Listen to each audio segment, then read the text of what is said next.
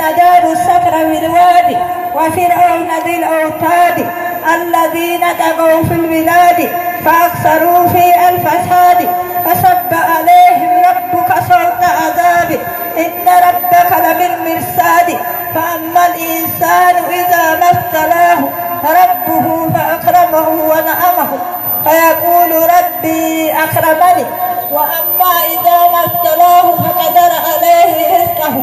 فيقول ربي أهانني كلا بل لا تكرمون اليتيم ولا تحاضون على طعام المسكين وتأكلون التراث أكلا لما وتحبون المال حبا جما كلا إذا دكت الأرض دكا دكا وجاء ربك والملك صفا صفا وجيء يومئذ بجهنم يومئذ يتذكر الإنسان فأنى له ذكرى يقول يا ليتني قدمت لحياتي ويومئذ لا يعذب عذابه أحد ولا يوثق وثاقه أحد يا أيتها النفس المطمئنة ارجعي إلى ربك راضية مرضية فادخلي في عبادي وادخلي